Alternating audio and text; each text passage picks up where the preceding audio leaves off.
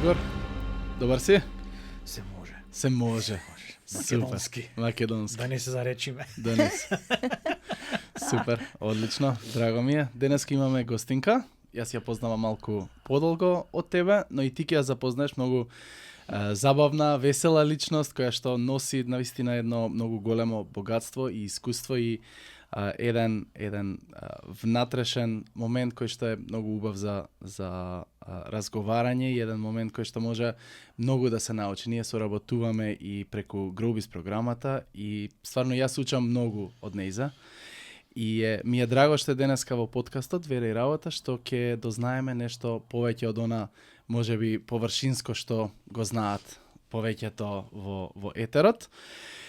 Билјана Велевска преку 26-7 години во дејност менаџмент на човечки ресурси, дејност градење на личности, работење со фирми кои што вложуваат во луѓето и навистина ќе научиме, верувам, многу.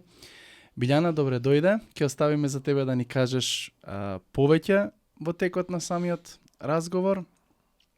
Почнуваме со прашањето што е за тебе работа во сиве овие години, како ја замислуваш, еве од филозофски аспект, што представува за тебе работата и од тука можеме да почнеме со нашиот разговор. Добро ве најдов. Многу ви убав амбиентов овде. И вие сте некако така баш супер соговорници. Работа за мене, стварно е филозофско прашањево. Јас работата од секогаш ја сметав, малку ќе се надоврзам на тоа кои се традиционалните вредности кај нас во семејството. Јас сметав работата како нешто што го чини човекот. Баба ми стално викаше, работата го прави човекот. И така, ја како мала баш многу и не го разбирав тоа, сега да си кажам многу искрено, како го прави човекот, не ми беше многу јасно. Ама ја поставувам прашања, цел живот не се нешто прашувам.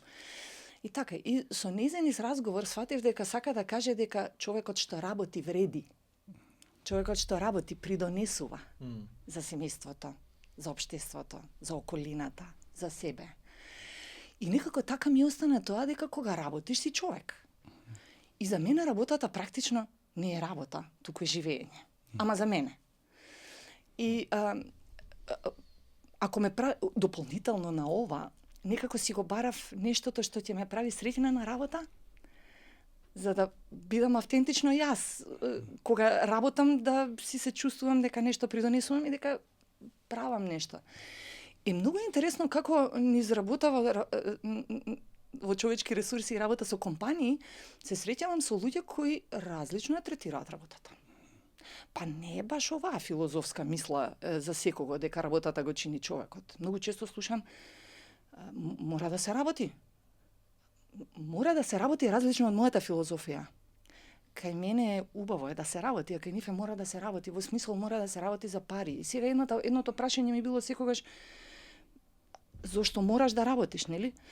Па зашто од нешто мора да се живее. Може да се живее од земјоделие, ако веќе треба да се живее од нешто, нели? Копај компири, патлижени, краставици, убаво поднебие сме, имаш храна. Моите баба и дедо живеа на село, они си живеа од собствената работа и труд на село, ако така, нели? Не мораш баш да работиш за некого или кај некого, па да биде морам да работам. Мораме да работиме, факт е дека треба да се работи за да имаш за живот, нели? Тоа е факт. Но некако за мене е концептот работа да си го најдеш тоа што си го сакаш, длабоко, многу, и кога ќе си го најдеш тоа што си го сакаш, практично не работиш, се забораваш. Не е згодно баш, пошто некогаш по дома па го добивам фидбекот. Ама уште ли ќе работиш? Јас не баш гледам дека работам, ама на другите им требам, нели? Во семејството треба да си присутен и треба да придонесуваш и таму еднакво. И така да сваќам дека никогаш се заборавам од тоа што го правам, буквално, така баш. И работејки со луѓе и со фирми се трудам, ајде да речем, на секој можен начин, поставувајќи им го прашањето зошто си тука и што тебе тука те исполнува и како придонесуваш, да некако и они си го најдат одговорот зошто сум тука, не да биде морам, туку сакам. Сакам да работам, сакам да одам на работа. Успева, некогаш не успева. Ама пак ќе кажам да се вратам на она што некогаш како беше во детството, она што ти е кажано како вредност или всадено како вредност, негдека излегува на површината. И дополнително некако сваќам дека со тек на време мојата работа е тоа што сум јас и сваќам дека во фирмата ги внесувам моите вредности. И дека тоа е клучот на успехот, ај ќе кажам некако така на успехот, што е успех за секого. И тоа е дефиницијата успех, што е. За мене успех е дека еве толку многу години. Прво ја започнав работата кога никој не разбираше што се човечки ресурси, управување со човечки ресурси, да стигнеме до таму да сега многу луѓе разбираат, па и обуки што се и многу луѓе и нудат секакви обуки и активности за поддршка на развојот на луѓето. И 20 и кусур години да го расплатиш истото со ист елан, со иста енергија, со иста вклученост. Дури некојаш си викам да не претерав, можеби повеќе. Така. Како откривам секогаш нешто ново. Уште ова треба. На луѓето уште ова им треба. Леле, денеска ова. Денеска младиве. Кај нив концептов е малку сменет во врска со работава. Па ние вака од постарите генерации викаме овие младиве неќе да работат. Ма не е точно. А нели не така личи како да сакат да си лежат и да не работат. И моево искуство па со младите е па дека викаат ако работам бар да знам зошто работам. И ако работам и ова да ми има сврха. Па ше сврхата кај младиве сега е поентата сврхата на работење, во инаку стварно не станувам од кревет. Зошто би станал? Зошто нешто би правеле? И тука го слушам, бидејќи работам и со млади, нели и кариерно советување, го слушам кај нив па оној дел да си направам нешто свое, затоа што кога одиш негде на работа, како дури го имам слушнато зборчето како во робовладетелство. Како робовладетелство? Па некој да ти го искористи трудот. Ако е само да ми го искористи, значи јас сврхата не ја наоѓам на ова работење во таа компанија. А ако викам не одам да придонесам за тоа што ова ја прави оваа голема слика, веќе е друга приказна. Сега прашањето како компаниите ова го рефлектираат. За тоа ќе дознаеме повеќе. Така. Од каде дојде твој импулс, твојата компанија се вика Импулси, оној импулс спомна, можеби тоа е она што останало во тебе и те водело сиве овие години од твојата баба. Од каде дојде овој импулс? Еве кажи ни ти како средношколка, студентка, па понатаму имаш во Германија живеено, студирано, ти се врати назад, почна да креираш овде, да создаваш вредност овде, да служиш овде. Што те натера на сиве тие чекореве? Води не малце хронолошки твојот пат. Фала многу. Во средно можам да се вратам и во основно. Секогаш сакав да им помагам на децава околу мене. Сакав да помагам на соучениците. За било што, ако нешто знам подобро, да им помогнам. Не и така. И помошта ми било некаде како клучна водилка. Дури можеби животна мисија да помагам на луѓе. И во средно беше така. Средно додуше немаше опција гимназија да се заврши кај нас, бидејќи се укина, тогаш беше средно стручно образование. И благодарна сум на родителите на татко ми специјално кој ми го постави прашањето што сакаш ти да работиш во суштина. И тој како Тоа беше предсредно, после основно? Предсредно, после основно. Многу интересно прашање од инженер кој немал некакво искуство за да ми постави вака сериозно животно прашање. И тоа било Југославија. Југославија. Тоа беше 84-та, пред 100 години. Така некако. И јас одговарајќи на прашањето дека сакам да работам со луѓе, сакам да работам со деца, сакам да работам во образование ми беше прашањето. И тој вика, па вакво средно не постои. Ти мора да завршиш некоја струка, па после да запишеш педагошки, па после со тоа да работиш како професор во училиште. Од оваа перспектива се прашувам, татко ми како ги имал овие информации? Многу интересно. И факт е дека ова беше многу убава насока за мене, некако така, и реков, добра, ајде, што? Хемија никако не ми одеше, никако. Значи, сакав да работам со прсти, со раце, и тоа е интересно. Не го имам тоа во оваа работа. Така ми фали како хоби негде, нешто. А од друга страна сакав да пренесувам, сакав да овозможам на другите да научат лесно, полесно, да не е тоа како предавање па напор, па сега домашно имаш, немаш напишано, па ова е оценката, па не е оценката, никако на друг начин сакав работите да се случуваат. И низ разговор со родителиви и со нивни пријатели и секакви, беше вака ми викаат, а економски да си запишеш средно економско? А што е тоа средно економско? Што е економија во животот? Нели му семејство на архитекти, па ваму доктори, па не знам.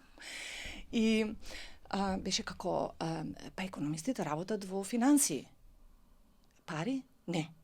Не, тоа не ме интересира никако, тоа не сакам, не. Економско не, дајте нешто друго. И моите рекоа, не, чекај, економисти ви друго работат. Ајде да се видиш со овие пријатели, со тие пријатели, и така ја добив сликата, ова е доста широко, може. И ме заинтересира, многу интересна наука, економијата е доста широка и од една страна е доста широка, од друга страна па многу детали внесува таму каде што е потребно. И така јас со средно економско на економски факултет. И една интересна исто моја дел од животнава моја приказна е дека јас 91-а војната кога беше во Југославија, практично кога изби војната, јас се најдов во Канада, дента истиот ден. И можев да останам таму како азилант, ми викаа да останеш како азилант, го слушнав терминот азилант, не знаев што е, пак кажувам како учиме низ животов. Избеглица од политички причини. Реков, ја прво сум аполитичен лик, не знам што е тоа избеглица, не сакам да бегам, јас си се вратам да си го завршам факултетот. И така си се вратив, си го завршив факултетот и останав на мисијата дека во Македонија е убаво да се живее. Арно, ама нели се случуваа промените и викам јас сега се распаѓаа фирми на големо кај нас. Многу се распаѓаа фирмите. Тоа баш кога завршуваше факултет и треба да се вработиш. Буквално треба да се вработам. И каде ќе работам? И кај се сега луѓето кои ги барав на факултетот, нели нарочно одев во смер каде што ќе бидат луѓе. Да работам со луѓе, викам што ќе работам сега, кај ќе работам. Јас бидејќи како рече работата, и реков, нели работата го чини човекот, работе волонтерски кај еден братучет, организација на транспорт, па таму ме запозна еден фин господин кој ми рече дали сакаш кај нас во фирма да работиш, гледам дека ова убаво ти лежи со луѓе во продажбава, реков да, многу фино. Па продавав едно време квасци, адитиви. Многу интересен вака животен пат имам. И после си реков добро што со ова, нели баш убаво малку да видам на страна што се учи, што има, што се работи. И така ја завршив во Германија на постдипломски студии и таму човечки ресурси, стратешки менеджмент со човечки ресурси. Уште од која година ова постои? Па 80-тите дебело се развива, ама од 50-тите постои како концепт. Викам, зашто ние ова не сме го учеле на факултет? Па тоа е мојата животна желба. Тоа е најубавото нешто што може да ти се случи да си го најдеш убавото. Викам, ќе се вратам во Македонија, ова ќе го работам. Значи ти не остана таму? Не остана во Германија. Си се вратив тука, си се вратив до душе тогаш, нели, мојот тогашен дечко, денешен сопруг, да, ме чекаше тука и си се вратив, си реков ќе се вратам, убаво. Работев кратко во Стопанска комора на Македонија, бидејќи ми беше многу интересен феноменот како мене Стопанската комора на Германија ми помогна со документи за истражувањата, за постдипломски, за се што правев истражување, мали и средни фирми ми беа во фокус. Викам, ова многу добро поддршка даваат и на фирмите даваат поддршка и на студенти и на заедницата, фино. И така ја во Стопанска комора. Бев на разговор и ми рекол, знаеш ти германски? Викам, да, од Германија се вратив сега, нели? Може, во сектор за односи со странство. Таму работев 3 години, сватив дека е доста статична комората за мене. Ме приметувате малку, јас имам тоа. Во мене си го имам движењето и ми фалеше движењето, викам, овде човечкиве ресурси нема да ги применам никаде. И низ разговор со сопругот баш разговаравме, викам, јас си сакам ова да си го работам приватно. Да излезам од комората, да го работам ова. И тој рече, ја не те разбирам што ти е тоа човечки ресурси, многу искрено. Ама, најде. И ме прашуваше редовно, Извини, ја пак да те прашам. Што работиш ти, уствари? Што работиш? И си викам, леле, дома, ако не ме знаат што работам, како ли ќе ги уведам фирмиве, дека ова им треба. ама не се откажав, така си останав на таа насока дека човечки ресурси и буквално организацијски развој не е само луѓето, туку развивањето на организациите и луѓето во организациите. Работев многу на регрутација и на селекција на луѓе за фирми. На луѓе за фирмите за специјални позиции, кога се пријавува по 300 луѓе за едно работно место. Многу сериозна бројка. 150 луѓе за едно работно место. Треба некако да ги селектираше да биде правично. Го памтам. Тогаш немаше AI да ти сумира, нема да шанси. ти... Па да ти го прочита CV-то, ти па по прочита keywords, CV, нели, да ти да, најде. да. Нема, тоа немаше такво нешто. Ништо, тоа Мора беа све харти. рачно. Рачно документите да ги внесеш во Access научив тоа дека постои како датабаза. Да ги внесеш да може барем писмата да одат автоматски адреси, покана за тестирање, покана за интервју, покана се одеше така со тоа. Многу леле вака како ќе ми текне. Да, многу интересно. И во тоа време го памтам еден господин рече: зошто јас на тебе би ти верувал, ако зборуваме сега и за вера од друг аспект на вера, зошто на тебе би ти верувал дека ти твој човек нема да си донесеш во моја фирма? Реков, вакво нешто не сум ни помислила. Ама добро што ми го поставивте прашањето. Викам, кај нас објективни се тестирањата за тоа што ние ги шифрираме тестовите. Вие си ги добивате имињата на кандидатите, ние тестовите. Значи ни мој ни твој? Викам, ни мој ни твој. Најдобрите ги бараме за фирмата. Може. Така. Така да некогаш луѓе поставуваат прашања кои не ни стигнале до мене како мозочна гимнастика. Не би ни помислила дека некој свој би можела негде да ставам, па не да боже, па да упропасти фирмава. Не, ама е интересно како луѓето имаат различни видувања и многу убави перспективи ми отвори. Така да не знам, ми се чини дека секој бизнис со кој сме соработували и импулсот ми беше мене да дадам низ мој импулс на компанијата да може сама да се развива подоцна. Тоа е практично импулсот кој го даваме. И јас, како да речем, има фирми со кои соработуваме со години. Многу е убаво кога гледате како се развиваат, кога гледате менеджментот како расте пред твоите очи. Баш, е така. На друго ниво се луѓето, на друго ниво е компанијата. Тоа ми прави многу мерак. Така, тоа ми прави убаво на душата. Еве, денеска имаш преку некоја статистика, преку 2500 луѓе кои што прошле 150 компании, можеби кои што биле не само од Македонија, туку Швајцарија, Полска, Балканот, повеќе земји. Но како било тој концепт да се продаде, да се воведе тогаш, кога се уште било она кадрово, каде што било само папирологија, опис на твојата работна позиција, платата и толку 40 часа неделно треба тука да бидеш и тоа е. Како се воведувале тие нови концепти? Бидејќи ти рече тоа е комплетно ново и за тебе кога си отишла на постдипломски и кога се враќаш и после тоа работно искуство. Многу ти убаво прашањето и баш беше, како да речам, патешествие. Ако можам вака да си го визуализирам, како кога ќе влезеш негде во закрчена шума, па треба да баш да раскрчуваш, нели, да тргаш на страна за да се види светлината. На почеток објаснувањето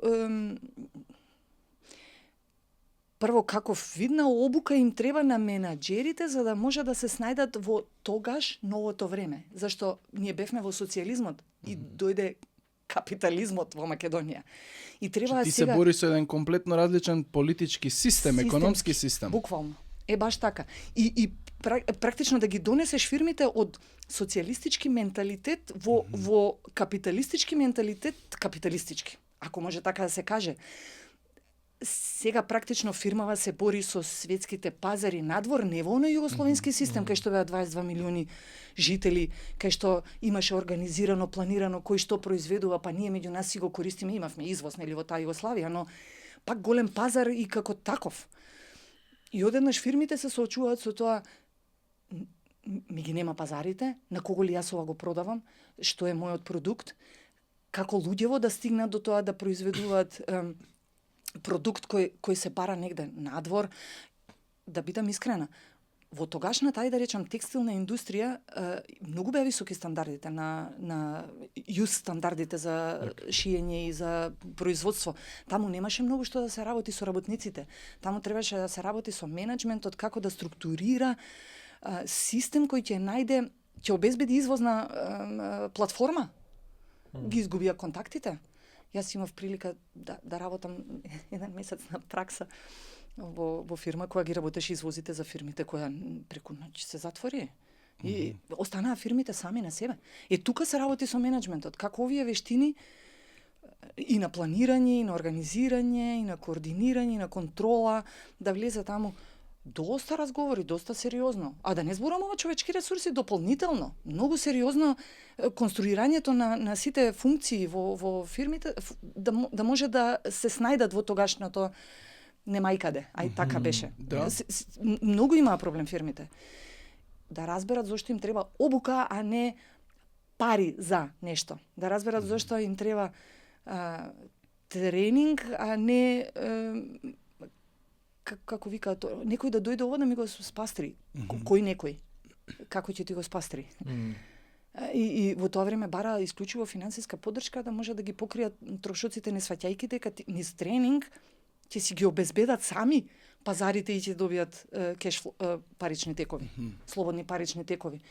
Многу интересен период беше, навистина, многу, како да кажам, баш желбата ми беше да ги задржиме македонските компании здрави за да може да обстане нашата економија. Мали останавме, многу мали затворени. И ете, така, тој ми беше поривот некако да се докажувам, да се објаснувам, да. И факт е дека имав можности на проекти да работам и низ проекти кои беа кофинансирани од странски донатори, да ги внесеме фирмите во процесот на учење, некако да сватат што добиваат со учењето, со развојот личен. Со својот личен развој. Да. Ама е патешествие, сериозно патешествие. Сега веќе луѓе пак фирми ве подобро разбираат. Не толку како што разбира западниот свет, ама дури не само западниот, ние ми се чини дека и во целиот Балкан, во околината најбавно ги прифаќаме промените. Промените се опрашање. Така да е интересно. Добро, едно прашање сега малку назад да се вратиме. Ја го спомна целиот тој процес на транзиција. И како почнавме од социјализам, кој што беше економија водена од идеи или од идеали, и како од еднаш се најдовме да се бориме во нов систем кој што е пазарно ориентиран.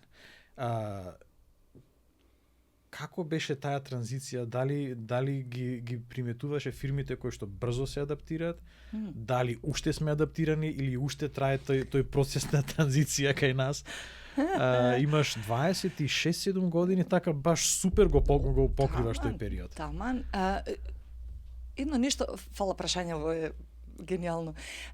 Едно нешто што е интересно кај социјализмот, нели го викавме планско стопанство? Така, планирано. Планирано. Одлично. Ама прашањето е кој ги правеше плановите. И во транзицијата фирмите останаа без функцијата планирање, која е првата во сите функции на менеджментот. И ја немаат затоа што не ја знаеа, некој друг планираше за мене. Така како на повисоко ниво.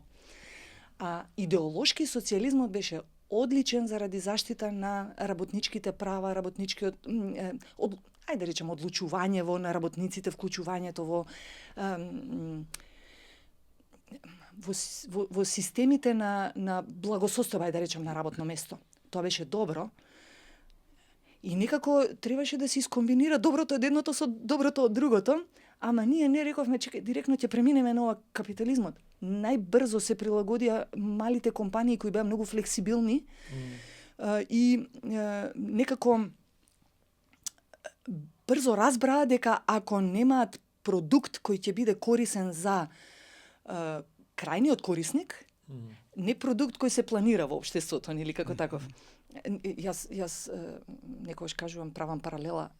Едно е да произведуваш сукњи и панталони, а друго е да произведуваш вакви сукњи и вакви панталони. Панталона како панталона која носи секој му врши работа да биде облечен, повеќе, како да речам, социјалистички начин Една на размислување. панталона за се. сите? Униформа. Како, па така, како ни врши работа на сите, што би правеле сега? Можеше да има тегети црни и бели. И така. И за свадба, и за погреб, за работа, за Се се. фино врши работа. Ваму сега викаме да се насочиме кон потребите на побарувачката на пазарот, баш да ја следиме побарувачката. И тука не бевме подготвени. Пак ти речам, функцијата планирање како да беше непознатица, не можа да се знае. Во организирање одлични, организација на работа одлични, планирање скокнато, контролата одлични, координирање скокнато, затоа што го изгубивме она што беше сега работничкава класа е внатре во системот, сега веќе не е внатре во системот. Сега треба тука лидерство се појави како потреба. Не е веќе идеолошко лидерство, тука е лидерство према потребите на секој од вработените, да ги цениш и да ги сакаш како луѓе. Да го цениш нивниот придонес во стварањето на крајниот продукт. Да го цениш нивната вложеност, нивното време во фирмата, не да биде ја колку те плаќам толку ти да работиш. Како, нели? Мислам дека чепна нешто, Ајде. да провериме. Ајде. Го земавме, нели го гледаме ние социјализмот можда и кроз розови наочари. Да. И си мислиме дека тогаш беше све супер. Дали добро те сватив дека усвари во социјализмот можеше работникот да биде побрзо сведен на улога на запченик во механизам отколку што е денеска. Да. И дали би се согласила и на кој начин би се согласила дека тогашниот розово гледан социјализам беше далеку по обезличувачки према луѓето, додека денешниот капитализам на кој што некои луѓе и плукат е усвари местото кај што поединецот излегува повеќе на површина како личност. Сега оние што се југо носталгичари, Да. ќе биде интересна реакција. Морам да признам, многу си ја сакав Југославија и многу го сакав животот во Југославија, од аспект на тоа дека ние бевме, како да стварно на како еднаквоста, зборувам сега за мојата генерација, еднакви во смисол на тоа никој да не е надценет или подценет од тоа колку има. Една статистика кажува разликата помеѓу најбогатиот и најсиромашниот била 6 пати. Значи разликата помеѓу во Југославија. Значи 6 пати имаш разлика помеѓу најбогатиот и Би го најсиромашниот. коментирали тоа, ама ајде, овој човечкиот. И многу интересно, но па ќе речам тука, на работа вистински беа сите исти. Како не правевме разлика на попродуктивен и понепродуктивен вработен. Не се правеше разликата веројатно на тоа кој повеќе е сервилен, ако може така да го кажам. Не се разликува луѓето по продуктивност и би рекла јас во подоцнешните години, пред распадот, ако можам така да кажам, дури и за да не се зголеми бројот на невработени, да се задржи ова малата разлика на статус, би рекле, или можност за покривање на животните трошоци, тука негде веќе се полнеа фирмите со луѓе без потреба да ги има, ако во планот немаме зголемување на продажбата извозите, нели? И тука сега остана плански произведуваме толку колку што ни треба, а ваму вработиме повеќе него што ни треба. И се изгуби можноста да се цени трудот на најдобрите, затоа што во суштина па и не беше најдобро да си најдобар. Баш се упросечува тогаш работната сила. Не таласај, доволно е волку парчиња. Ти кај брзаш? Кај брзаш? Така? Да. Баш така е. Како кај брзаш, помалце пополека. А во суштина другава па страна вика работиш толку колку што можеш да сработиш, брзаш толку колку што ти дозволува брзината. Не баш дека треба да си поседиш и да си почекаш. Ако мене ми оди побрзо, јас треба да работам побрзо, не треба да го чекам некој друг се едно парче леле, ајде ја едно парче, сега да си седам да си чекам, не оди. Значи, тој дел така и баш овој систем сега вика најдобриот треба да се цени и почитува и со тоа и така да се наградува, затоа веќе фирмите почнаа да не разбираат што е систем за учинок, ајде не речам до завчера, срамота така да кажам, ама до пред некоја година зборуваат за KPI. Па не ги ни викаат KPI, ама не знаат ни што е кратенкава, пошто KPI е англиска кратенка, нели?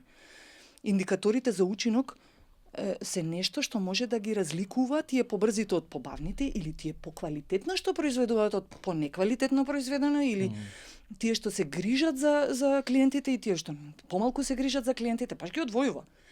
И на овој начин сметам дека тие што се подобри на овој или на оној начин, зависи компанијата што очекува од нив, нели, што има, каква потреба има, тие се ценети по тоа што го даваат. Треба да се ценети индивидуално. И ја пак ќе речам, колективното не го заборавам, затоа што па ако само индивидуалното се цени, тимската работа се губи. Не постои фирма без тимска работа. Една компанија е организам. Ако еден дел од организмот не функционира, не работи организмот, фирмата нема да опстане. Тимска работа мора да има, ама треба да се цени индивидуалниот допринос во работењето. Не може само, како беше, групно и така, групно. Групно еве кај стигнавме. Еве кај стигнавме со групното. Сега назад на муабето што го спомна ти за разликата измеѓу, значи, тогашните богати и сиромашни, денешните богати и сиромашни, кај што нели било 6 пати, сега не знам колку е, можда е 600 пати. Поише. Размислување пак, па да видам што ти ќе кажеш. Можда ради тоа што тогаш беше све да се направи просек, кај што еден човек работеше можда за 10 души, па 10 души седеа и затоа тој едниот беше само 6 пати можда по-добар и по-богат од останатите. А денеска тој едниот е можда ослободен од тежината на просечните, за да може да се издигне да биде надпросечен. Се не велиме дека сите богати се надпросечни ради тоа што заработиле се тука. Ама да го тргнеме целиот тој транзицијско крадење и да го гледаме само денеска човекот кој што произведува повеќе или кој што одработува повеќе и е награден соодветно на тоа што го сработил, наспроти сите оние кои што биле немој да се брзаш, доволно е само да фигурираш тука, си се фатил норото, не можеш да го водиш. Би рекла, веќе станува филозофско прашање. Многу сериозно. Ај вака да погледнеме на работата. Јас дури би рекла и од училиште беше како некој систем на изедначување, како викаат, најдобрите деца ги мешаме со најлошите и со овие просечните во извинете, не се најдобри и најлоши, туку беа вредни, не? Не знам кој беше критериумот, негде имаше тестови за интелигенција, ми се чини во тоа време. Ги правеа, или поправевме некакви, пополнувавме, пред да не запишат во школу, имаше некои тестови.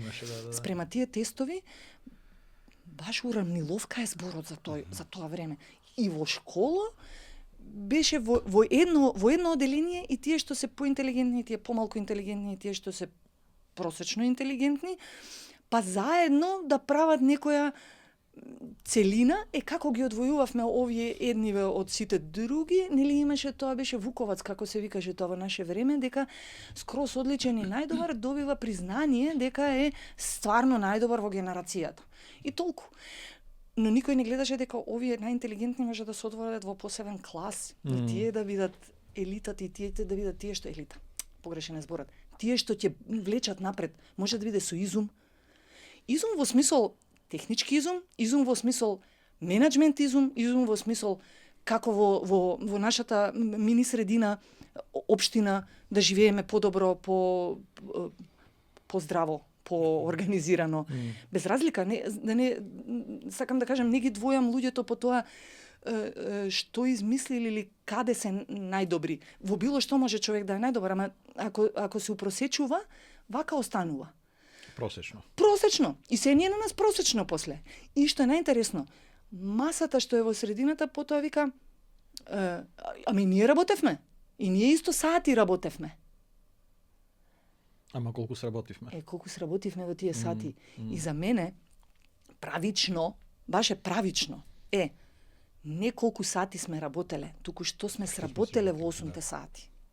Буквално е правично. Зашто тоа сработено во 8 сати, фирмата може да ги плати платите на сите во фирмата. Инаку не паѓа од негде, нели? И сега, уште нешто. Убаво го кажа, не секогаш лидерите или тие што се најбогатите се најинтелигентните. Не би го кажала тоа. Не е така баш приказната, но тој што бил најхрабар во моментот да повлече и да рече јас ова ќе го правам по секоја цена затоа што верувам дека во тоа има успех, тој го носи и ризикот на целиот бизнис и на луѓето што ги вработува и на успехот и на падовите. Тоа ние во социјализмот немавме начин да го видиме. Немаше ризик ради тоа што беше нели све испланирано од некој некаде. Така, немаше начин да го видиме и сега ние викаме, ама во социјализмот све беше розево. Розево беше затоа што ова го немавме, дека човекот навистина што вложува во бизнисот го вложува целиот живот и својот имот и све вложува во тоа за добро и за зло. Па кога има нека има. А ако падне, ако има луѓе по неколку пати се што имаат губат и пари викаат. Ај од почеток може. Нели? Како тоа? Кај е тука, ти речам правичноста. Треба да се почитува човекот кој вложува се за да ги вработува луѓето на работни позиции каде што треба да дадат во тие 8 сати производ. Без разлика може да е услуга, ја го викам производ. Так. Може да продава нешто, може да произведува нешто, може да се јавува на телефони да биде во кол центар. Носи вредност. Вредност. Носи вредност. Колку повици обработив денес, колку задоволни клиенти имам денес. Во 8 сати, заедно со Филип, заедно со Игор, нели? На иста маса сме, во истото сме, ама да се знае што е сработено. Така да за мене социјализмот и едниот и другиот систем имаат предности и недостатоци. Така.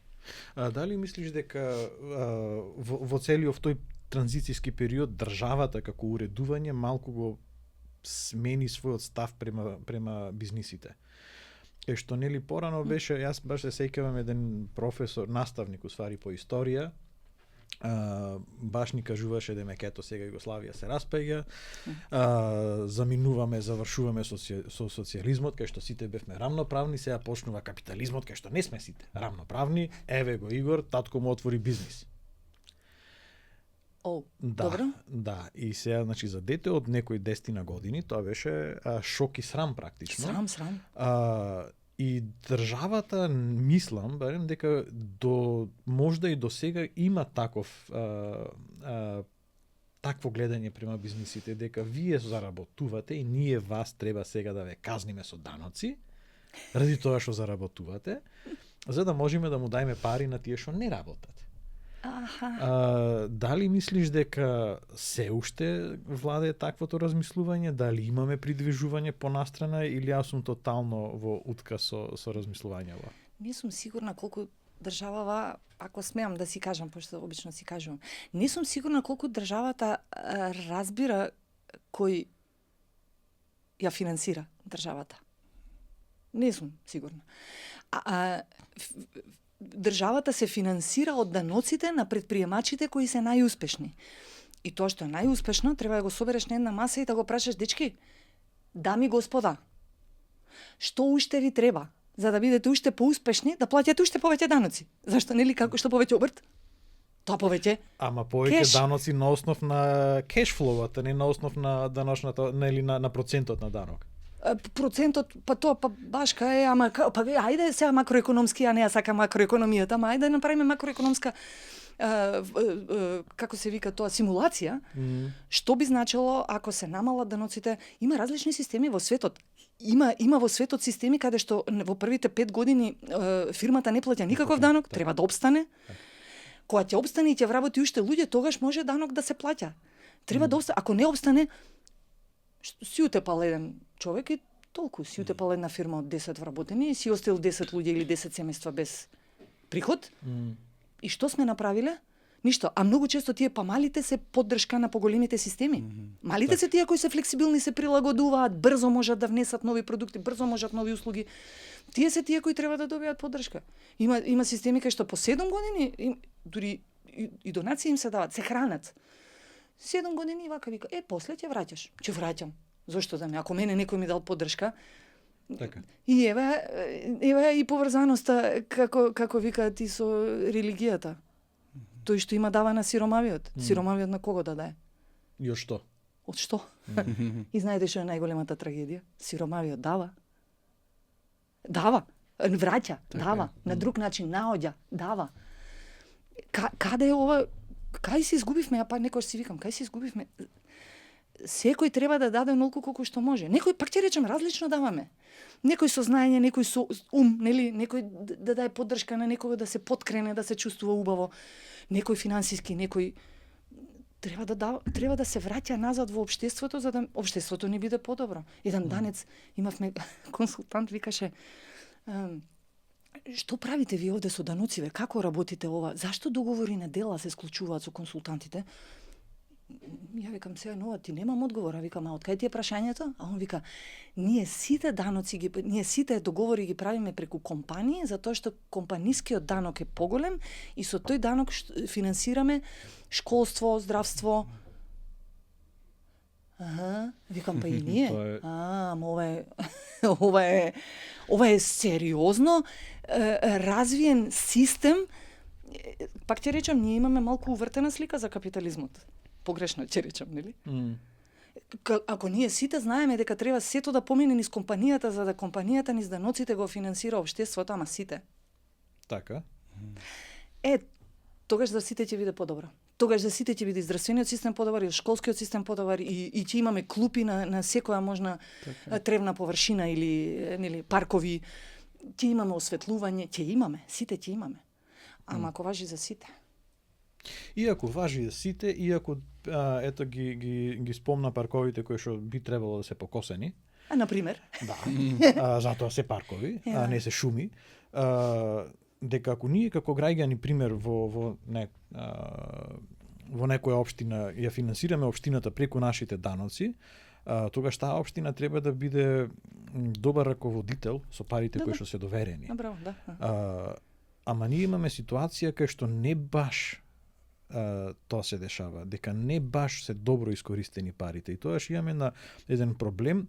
Јас како работодавец, како фирма, ќе се прашам зошто јас да одвојувам повеќе пари или да барам начин да давам повеќе пари, кога знам дека тие пари ќе завршат во некоја организација кај што луѓето што се пикнале таму, се пикнале по некаков основ, ама не по основ на продуктивност. Да. И се усвари ние храниме еден апарат кој што можда е повеќе паразитски настроен према мене, отколку како партнер.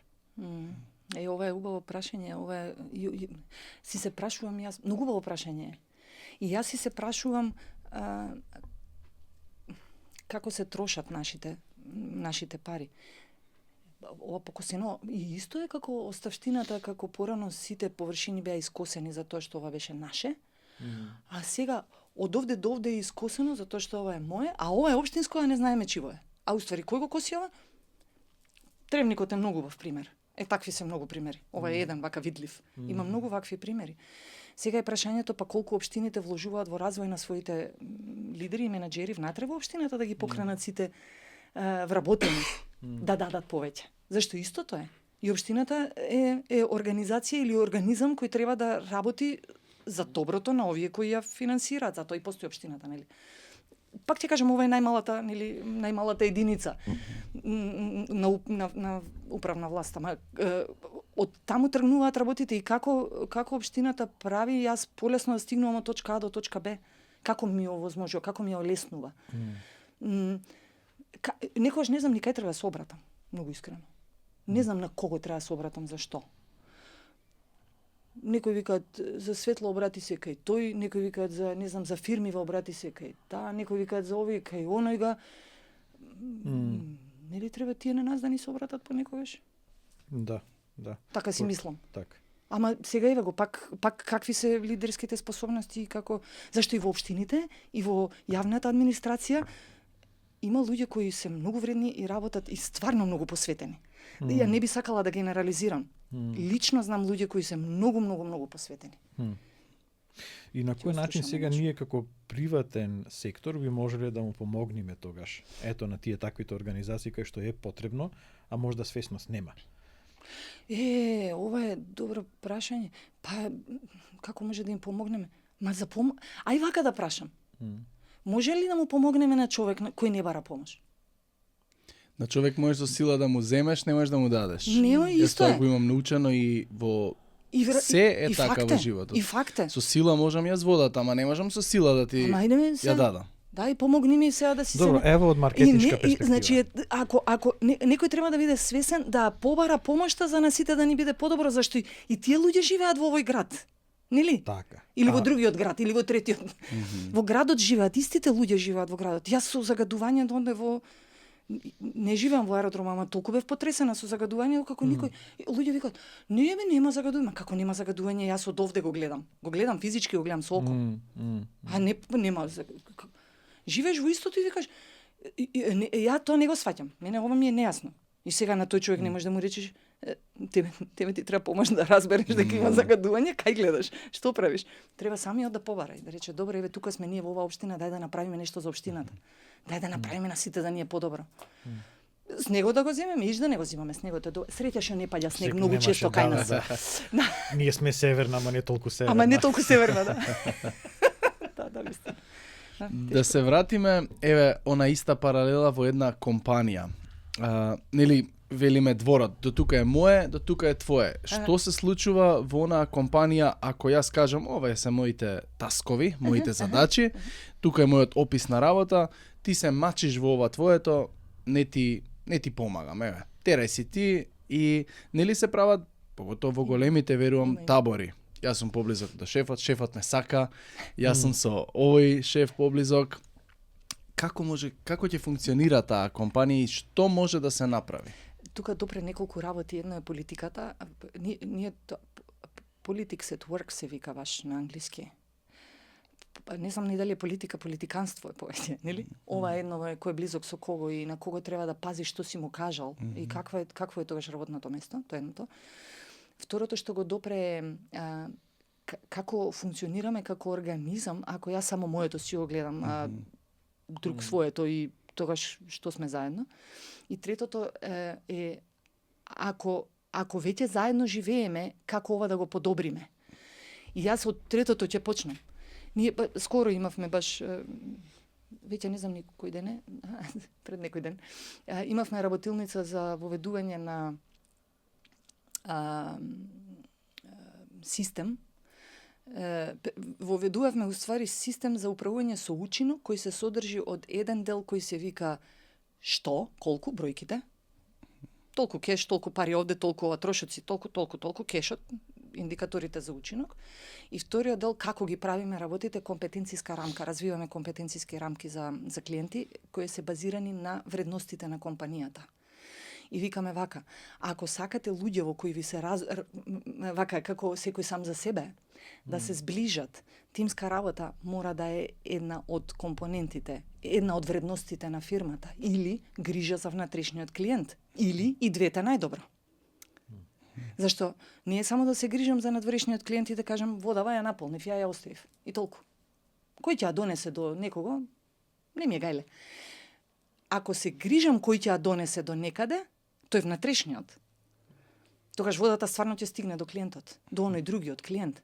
И ако тимски сме поврзани да се помагаме само иницијативно, јас да видам дека ти треба помош, таа компетенција ако ја гаиме, во тој случај имаме можност да развиеме тимската и ова заедништвото во една компанија, да заедно сме во процесот на исходот.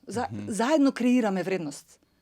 Не е доволно само ова моево.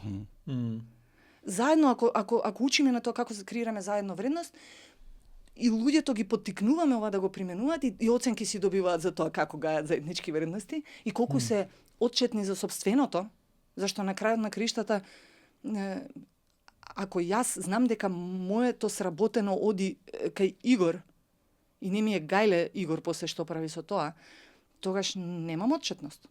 Пошто јас уствари ова го правам за него, треба да ми е гајле. А како можеш внатрешен клиент? Да. А како можеш да поставиш индикатори на тоа, еве, Игор, дали навистина ми служи, дали сака да го прави, дали го прави тоа од срце, дали е лојално, дали можеме тоа комплетно некако да го измериме? Може да се измери, се мери. Едната страна е овие, нели, компетенцијската рамка се прави во нивоа кои се опишани, ние викаме опишано однесување. Зашто инаку како ќе знам дека однесувањето го бива или не го бива, е добро или не е, нели? Точно опишани однесување и викаме за ова однесување имаш единица, за ова имаш двојка, за овие однесувања. За овие 3, за овие 4 и тоа се вреднува. Баш е како пондер, нели, математички си се множи и викаме аха, и ова е KPI. Овој индикатор е овде кој се вика грижа за клиенти, пошто индикаторите не се само финансиски. Индикаторите имаат, значи ако одиме по балансирана скоркарта, и финансиски индикатори, и клиент, и процеси, и луѓе. Ова е со луѓето врзано. И тоа е индикатор. И вика за да си го постигнеш, ова треба да имаш овде као оценки кои се на ниво толку. Дефинирано ниво, ама со точно определено. И сега, ако некој се преправа, ќе се преправи еднашка, нели? Ќе пазам еднаш, два пати, ама третиот пак ќе си се опуштам и ќе си бидам ја многу ми е гајле. Пак се враќа човекот со менаџерот, раководителот, лидерот, со фидбек, да каже ти малку да не се подзаборави, ова ти го гледам, ај малку подкачи се на оваа компетенција. Што значи практично, без спомнување фирми, нешто така практично, што би било некоја од твојата работа, не знам. За да го сватам ова ми е некако тешко да ја измериш, ајде продуктивноста, output, толку чаши вода, толку си произвел, што и да е. Ама овој момент за начинот на кој што си го произвел, начинот на кој што си ја донел твојата вредност до customer сегмент, до сегментот на твојот клиент. Ние вака викаме. Например, ако е индикаторот е компетенции на очекувано ниво, тоа е индикатор. И викаме, очекуваното ниво таргетот е 3. Таргет. Тука правиме муабет за индикатор, технички способности, знаење. Не, компетенциите како однесување. Зборувам сега за компетенцијска рамка како однесување. Например, ја спомнав тимска работа, комуникација, грижа за клиенти, грижа за развој на вработени, грижа за ментално здравје на вработени. Има отчетност, ја спомнав исто, accountability на англиски. Отчетност го спомнав. Лидерска компетенција може да биде распределување на трудот, еднакво распределување на задачите во тимот. Ама ова се како однесување. Не е дефинирано како техничко знаење. Баш се како може да биде знаење, вештина и став во врска со тимска работа. Пошто тимска работа не е техничка, нели? И сега, тимска работа викам вака. Ја дефинирам, например, тимската работа ја дефинирам како дефиниција една ќе ви дам моја, например. За мене тимска работа е, или во нашата компанија, тимска работа е дека во рамки на активност или во рамки на проект, секој учествува со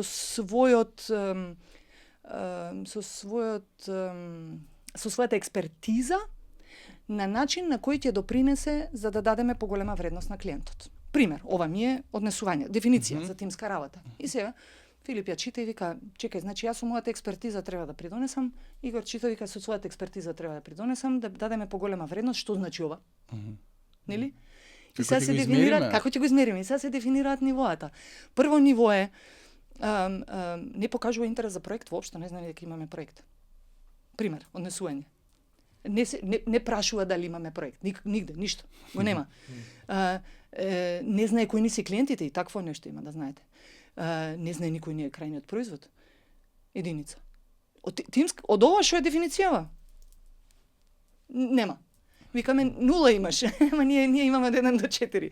А што ако од друга страна еве работникот каже или колегата каже, па не си ми кажал кој ни е проект, од каде да знам? Тоа значи дека не си ми кажал кој ни е клиент. Тоа значи дека овој што не кажал кој е клиент не учествувал во овој не ја дава својата експертиза, пошто тој веројатно стапил во контакт со клиентот, го добил проектот и тој влегува со таа експертиза. Треба да каже, овој не е проектот, за ова не е проектот, со овој клиент не е проектот. И да знаеме, сите сме на масата, знаеме кои сме, што сме. Кои сме во тимот и ова ни ја чини нашата тимска работа. Па ниво 2 покажува интерес за проектот, се уште не покажува интерес за вредноста која даваме за клиентот. Па покажува, баш е демонстрирано, покажува, прави.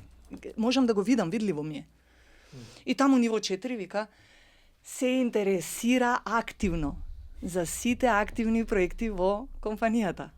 Сам си прашува. Тој кој што иде прашува, што имаме денеска? Ето е 4 за тимска работа. Па прашува.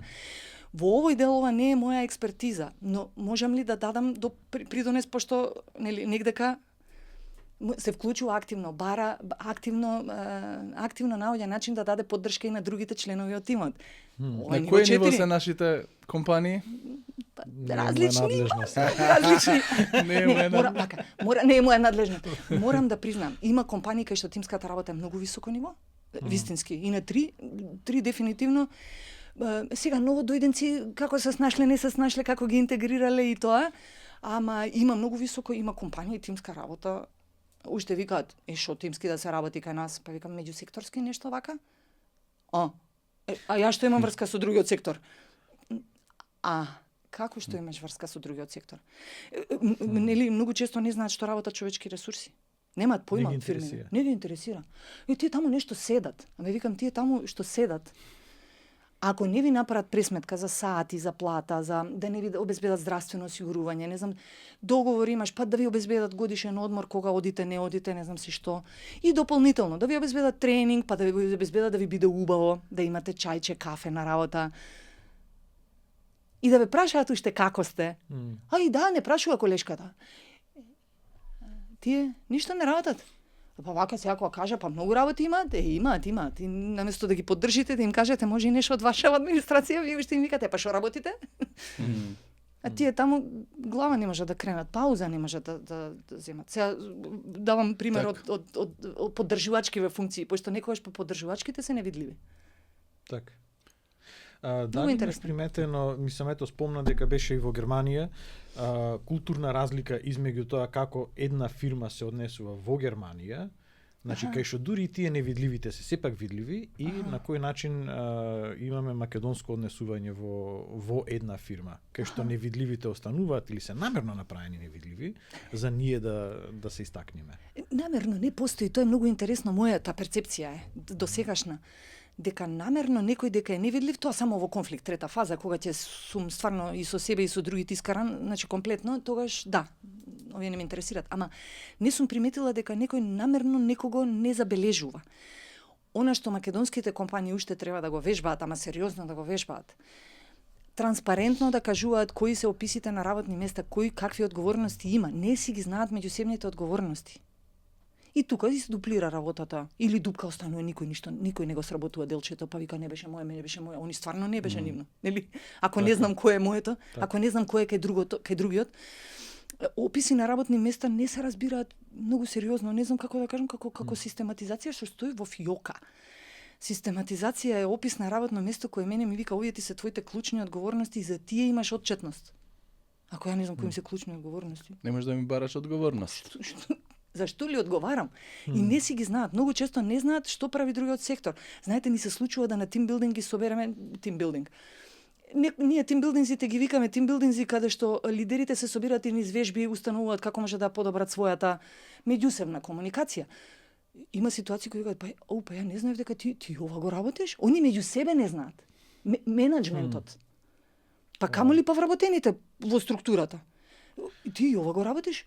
Па ја не знаев дека ова кај тебе. Па како стигнало тоа кај тебе? Па не знам како никој не дигна рака, па ја дигнав рака. Абе тоа, па дајте да го поделиме бе луѓе, ова не е за тој сектор. Ама до таму гледам дека не е злонамерно, не е, како да кажам. Не знаат, треба да учат да работат, да се среќаваат. Има фирми кај што состаноци не држат. Нема менаџмент од состаноци. Па викам, вие како се координирате, како се синхронизирате? Па вака се гледаме јас со едниот па со другиот. На пауза ќе направиме. Вие меѓу вас заедно како се синхронизирате? Не се. Правиме муавет за фирма од 10 души, од 100 души? Не, од повеќе души. Пошто лидерство, кога има лидери, например 10 на маса што седат, фирмата е минимум 150 луѓе. 300 луѓе. Да не кажам системи кај што има 2000 луѓе. Па тек таму што никој не знае. Не знаат ни дека постојат некои вработени. Прв пат те гледам. А ти кај си, во која зграда си? Па во таа. Јас сум во таа. Во иста зграда се, не се виделе. И не ми личи баш дека е тоа добро. Така, добро да ги поставиме параметрите, значи овие што се со 10 се познаваат и си живеат, знаат кој што прави и дури се поддржуваат секој секого, и тоа не е баш секогаш најдобро. ама секоја позиција може да ја покрие. Убаво е за фирмата, ама некогаш не е добро затоа што не знаеме кој ултимет ми доаѓа англиски збор, кој одговара за таа работа, баш е клучно одговорен. Како испаѓа како секој за се измешан. Ако секој се знаеме, ама јас сум одговорна за овие две парчиња. За човечки ресурси и за маркетинг. Такви спојки прават, на пример. Или извршен директор со човечки ресурси. Бар знам дека тоа ми е мојот делокруг. Таму сум, со тоа се занимавам. Убаво е, пак ќе речам, 10 души, кога секој се да знае и да прави е супер, ама пак да биде еден клучно одговорен за длабока експертиза во една или во две. Така, да си знаат на кого да се обратиш, на кој ги собира на крај, кој е отчетен за резултатите во тој сегмент. Тоа е значи нешто слично на овој T-shaped expertise што го викаат американците. Значи имам широко познавање за сите процеси, ама длабоко познавање експертиза во еден или во два. Така. И тие за помалите идеално такво нешто. Така. Идеално е, зашто нема сврха да речеме јас само за ова. Нема сврха. И добро е кога секој се знае. Арно, ама и тоа е интересен феномен. Кога фирмата од 10 души, бидејќи се сите многу силни, тимска работа имаат, и customer oriented се, и ја сакаат работата, автоматски имаат потенцијал расте бизнисот. И преку ноќ стануваат 30. Опс! Сега што ќе правиме? Многу ни е фино, има прилив, ама мешаница се случи, не знаеме сега кој што работи, не знаеме кој на кого му одговара, не знаеме. Овде се случуваат тие растови, природни се, ама кој ќе се зголеми бројот на вработени, кој ќе се зголеми обемот на работа, мешаница. Не сме научени ние додека сме 10 да направиме структура за 50. Пошто не гледаме долгорочно, може би. Тука е. Дури не си ни верува дека може ова. Дека може да пораснам толку. Ние македонците малце не си веруваме дека ова е возможно. Како да сме утепани дека во кодот ни е дека ова е. Смеам ли овој успех да си го дозволам? Смеам ли? За таквите фирми кои што се добро позиционирани за да порастат, кај што ето имаме 10-15 луѓе кои што се T-shaped, кој би бил рецептот или чекорите што тие треба да ги направат превентивно за кога ќе дојдат да бидат 30, 40, 50 души фирма, да не му се случи крах? Леле, фала за прашањцево. И тука некако ќе кажам експертизата на Филип таман ќе брка работа како заеднички сме во ова, ама овдека се случуваат стратешките прашања и одлуки. И кога ќе решиме дека сакаме навака да одиме, тогаш се вика експертот кој вика дај да видиме со која структура ова може да го носите. Ама прво треба стратешки да си решат што сакаме, кај сакаме, колку зголемување сакаме, што сакаме вистински. Кога ќе одлучат што сакаат, тогаш викаме дај да видиме ова како ќе ве донесе до точката Б. И терајте тогаш. Описите на работни места може да се направат и за структура, кога се 10, за структура за 30. Само ќе се приклучува во системот. Само влегува, буквално влегува секој. И ние во суштина кога правиме анализи на работни места, кога правиме анализи на компаниите внатре, длабоки анализи, им нудиме опис на работно место кој е перспективен. Како ја гледам веќе фирмата кроз 5 години. Ја таму ја гледам и викам ова ви описува. Ама ние ова го немаме, ама го немате, треба да го имате. Кроз 3 години треба да го имате ова работно место, за да може кроз 5 оваа стратегија да остварите, да реализирате. Така беше. После 2 недели пак. Ама ние и ова го немаме. Ама овде си пишала вака, ама не го правиме така. Да, треба да почнете така да го правите.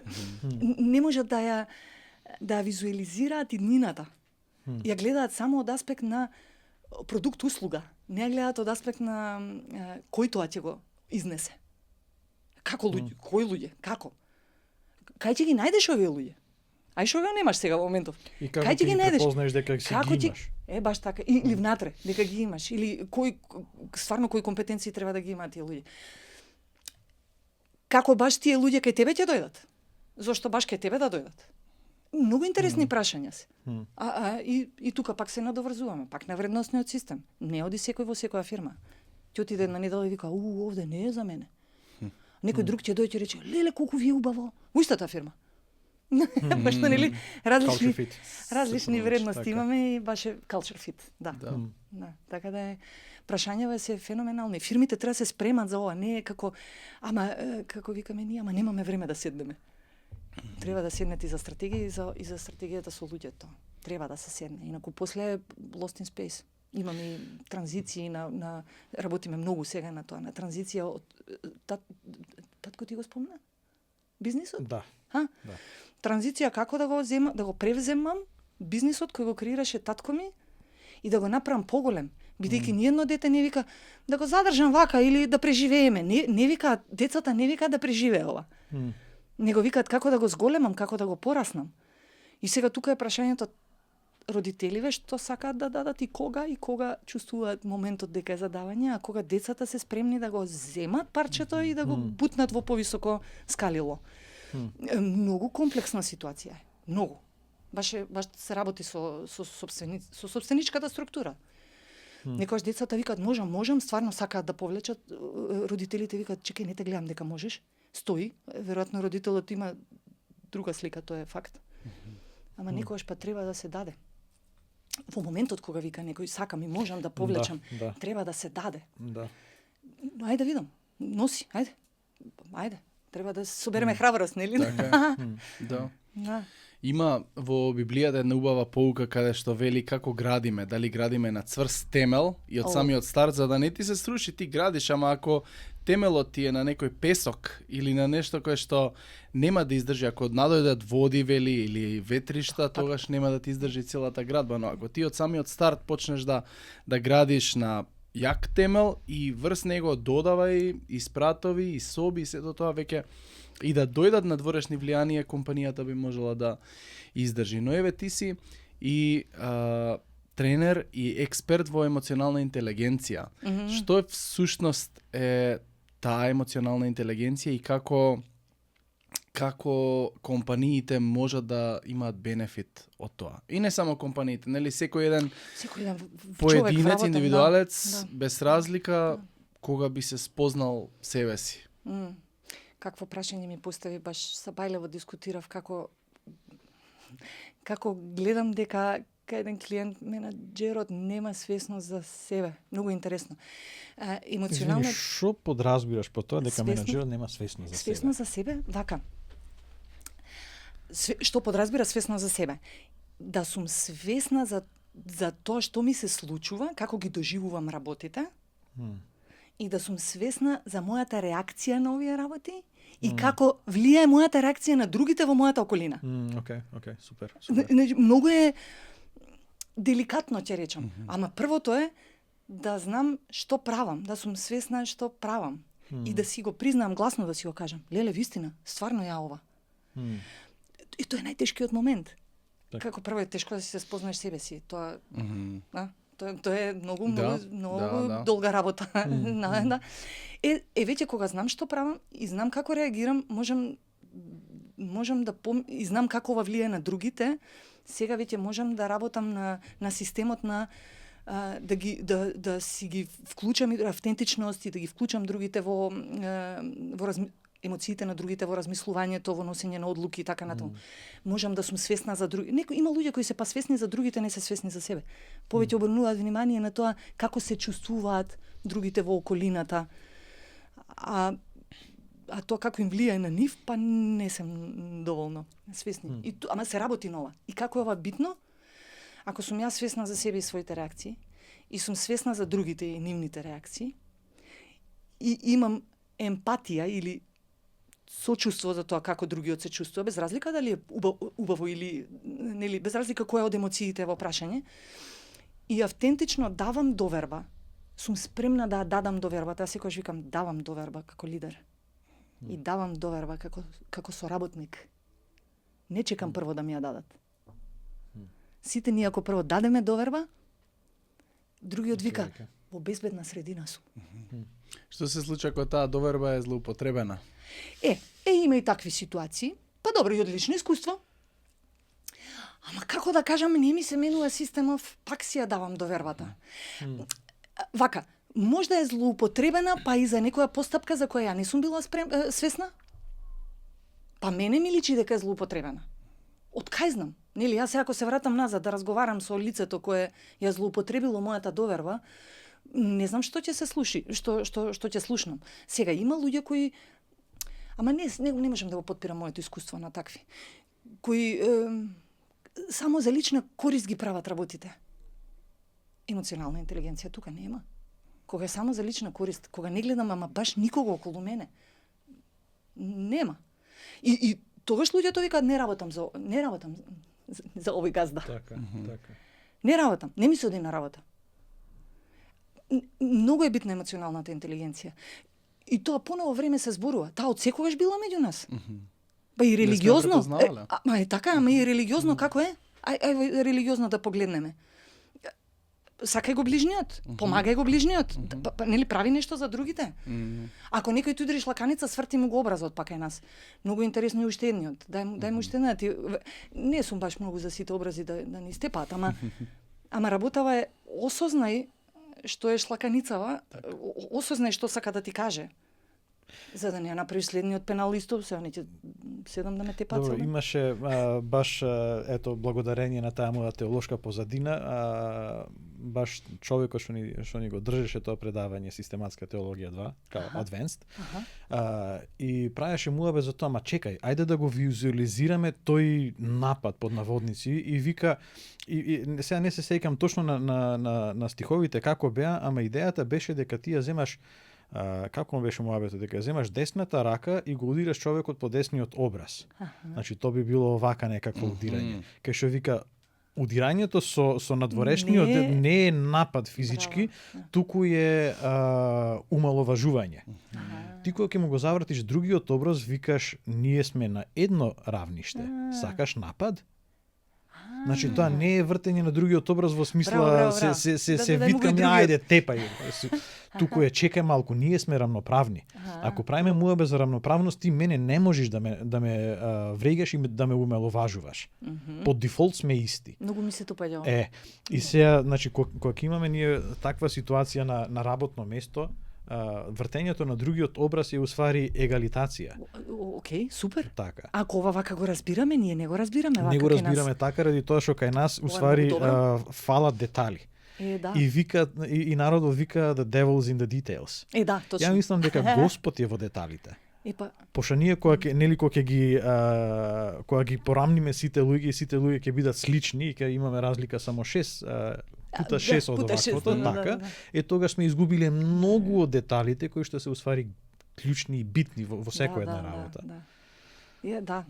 Многу интересно ова каква перспектива е. Убава е перспективава сите еднакви. Јас не го мислам тоа како сите еднакви. Јас мислам сите еднакви како човечки битија. Да си се уважиме како луѓе, вистински да се уважиме како луѓе, да го почитуваш секој како што е. Не знам, дискриминација. Јас едно време викам, за кој ѓаволови американци за дискриминација зборуваат? Дискриминација. Јас сум растена во семејство кај што се зборуваше за тоа дека сите деца се еднакви и со сите деца ќе се дружите. Значи, кој е сите, се сите. Викам, окей, да. Така, сосема е нормално. Во смисла дека ние сме сите создадени по Божи темплейт, по Божје наличје и согласно на тоа, ако сме излезени сите од исти калап, тогаш сме сите исти. Исти, да. Да. Ама имаме различна мисија. Факт имаме различна мисија на земјава. Некои имаат поблагородна, некои не знам каква, ама дефинитивно имаме различна. Патем ме врати назад на ова разликите.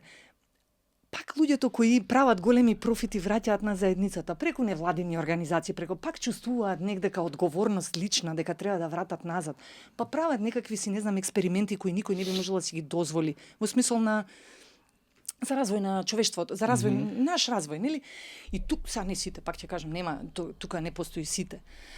Ама пак има луѓето кои прават повеќе или акумулираат повеќе од капиталот во светов, пак на некој начин се обидуваат да вратат назад. Сега како тоа го правите друго? Добро, ако правиме муабе, значи за капиталот како економски термин, тие не го акумулирале, тие го креирале. Пошто нели по Адам Смит нели беше дека питата не е ограничена, па сега ти ќе грабниш поголем дел. Ти ствараш капитал, усвари тоа што ето тие богати луѓе кои што направиле фондации за ова. Пак правиме муабе за некои странци. Не правиме муабе за некои наши луѓе, за да ги да речиш еве го Петре од не знам Да. таму од Прилеп направи таков и таков бизнис и сега благодарение на створениот нов капитал тој прави нешто дополнително добро за народот. Кај нас некако ми е ќе направам црква и ќе се нацрта таму некоја икона за мене. Да и ме нека има. стои таму да ме има. Добро, јас познавам луѓе баш Петра од Прилеп. Секое препознавање случајно не знам кај. Сакам да речам дека познавам луѓе во бизнисите кои враќаат на заедницата, ама тивко.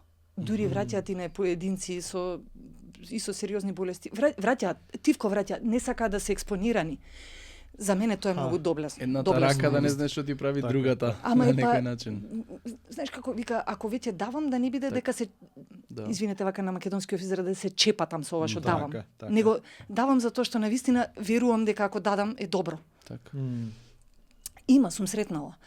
Ама нема во вакви размери повеќе невладини кај нас се формираат за да земат странски донации, него за да ги Мисијата зашто се формира. Многу интересно е зашто се формираат невладините, ама има луѓе кои ги познавам дека враќаат стварно.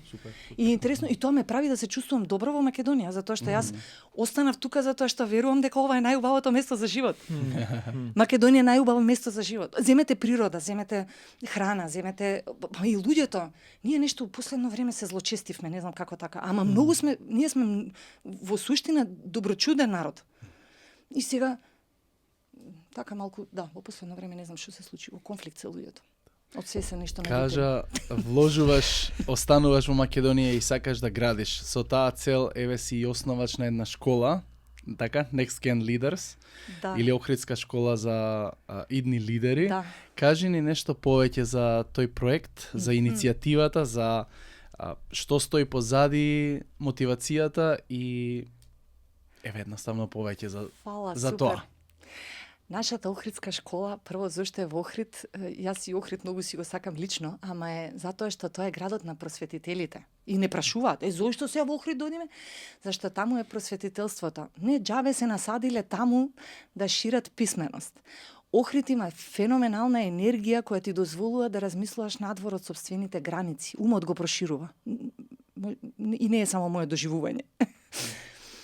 И тоа е едната работа каде е почнато тоа учењето, каде е почнато и каде луѓето навистина стекнуваат други перспективи, други видици и можат да прават повеќе, да креираат повеќе. И од таа перспектива викаме во Охрид е лидерската школа, а зошто е за следна генерација лидери? Велиме само човекот што ќе разбере лидерството и што значи за развојот на една компанија, тој ќе има фирма која ќе напредува, ќе оди напред и надвор. Ние викаме надвор од овие граници. Мала е Македонија. Ќе оди напред и ќе оди надвор и ќе биде видлив. Овие другиве ќе каскаат негде, некој ќе ги снема, некој ќе живуркаат така сега, нели има разни варијанти. Ни беше идејата да младите лидери ги разберат концептите на и различно и на менаџментот, и на лидерството, и на тоа како во различни ситуации треба се постапува со различни луѓе, да ги разберат различностите кај луѓето, да се разберат себе си. Губив микрофонот. И да разберат кога не им е добро, да го вербализираат тоа на начин на кој другите ќе разберат, да дадат фидбек за работите, не да се лутат, да викаат. Нели баш е како да работат со вработените. И зошто викаме за една генерација лидери, затоа што ова до сега што го имаме, ја викам се снаоѓа. Сакаме ние Македонија да оди да биде препознаена во околината и во светот. А кај нас има потенцијал, имаме мозоци тука. За волја на вистината, во Македонија, македонците не ги признаваат и препознаваат македонските мозоци. Многу ми е жал, ама ова е исто мое видување дека ние меѓу себе не се поддржуваме, меѓу себе не се препознаваме. Мене ме препознава некоја Бугарија, мене ме препознаваат во Грција, ме препознаваат на Кипар, ме препознаваат во Полска, не знам, во Србија, во не знам каде, а во Македонија А да одиме ние да не кажам каде сега не е битно, во оваа школа или во таа школа или во онаа школа во Македонија нема. Има во Македонија, само треба нашите лидери да разберат дека и во Македонија има квалитетни тренери и квалитетни услови за работа. И разменуваат, луѓето разменуваат низ нашата Охридска школа. Next Gen Leader се баш како дајте да изградиме лидери кои ќе сакаат луѓето да останат во Македонија. Ако имаме квалитетни лидери, ќе остануваат луѓето во Македонија. Инаку вака викаат, утре си одам, зашто си одиш? Ништо не ми чини, абе една работа што ти чини, кој ќе можам да речам една работа, не си одам затоа што претпоставениот ми е најидеалниот човек на светот, ќе остануваат луѓето овде. И тие луѓе после ќе го градиме општеството кое го пропуштивме да го градиме овие 30 на години, да ни биде на сите подобро. Пак ти речам системски.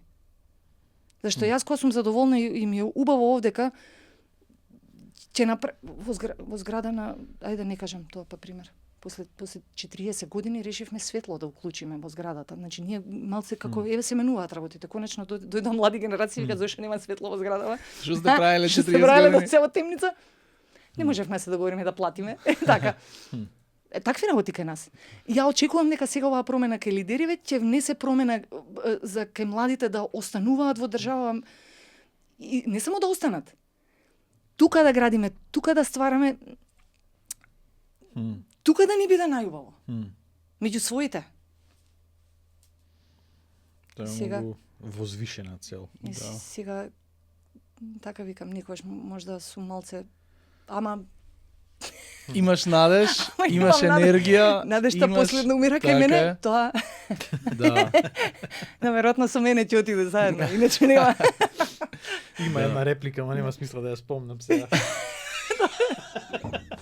Да, со заедничката соработка стварно можам да видам дека имаш многу енергија, многу сила и многу надеж и љубов во она што го работиш и така и нашата цел на овој подкаст е да сите имаме љубов кон она што го работиме, да видиме вредноста во она што го носиме и да го направиме поубаво место за живење, дали Македонија, дали каде и да сме, да биде она поубаво место со тоа што ние ќе станеме можеби подобри личности кои што ќе бидеме базирани на некои повозвишени вредности, еве, отколку само профит, пари и некои работи кои што се сјајни и убави за очи.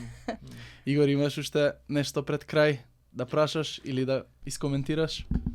Или да потврдиш она за Охрид што го кажа Билјана?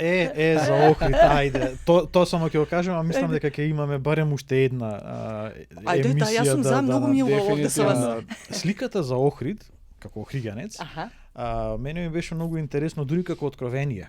Кај што студирајќи теологија во Хрватска, имав гости од Хрватска кои што ќе ми дојдат, професори, и сега кај ќе ги шетаме во Стариот град. И сега, нели, 365 цркви, не се сите познати. И сега се шетаме и како што се качуваме по Стари град, одиме према тврдината, правиме муабе за Света Софија, па за наредна црква и стигнуваме горе до Плавшник, кај што демек првиот универзитет. И правиме муабе за тоа дека на ова место, Ground Zero, нели, по амерички кажано, овдека е направена првата азбука за словенското население и проведена прв пат Библијата на несвет јазик, пошто претходно нели биле латинскиот, еврејскиот и грчкиот и после е словенскиот, старословенскиот јазик за прв пат во некој, ајде да речеме, цирка 9-10 век. После тоа Кирил и Методија почнуваат својата мисија во Моравија и со себе ја носат Библијата преведена на поган јазик. За после некое време, после 2 века, Јан Хус, таму горе во Чешка или Словачка, кај беше, да слушни за таа работа и да добие идеја дека епа можда навистина и треба Библијата да е преведена на народниот јазик. Па дури тогаш, после 3 века да слушни и Мартин Лутер. И усвари целиот тој протестантски покрет во западна Европа, усвари е почнат во Охрид. Ете. Со тоа што ние сме забораиле во какво место живееме, сме забораиле нашите предци на што биле спремни. Браво. Да, и сега не треба подсетува. ајде да се разбудиме. Да. И да не ја гледаме толку многу традицијата која што е изградена врз основа на тој покрет, туку да се фокусираме на покретот и да го обновиме.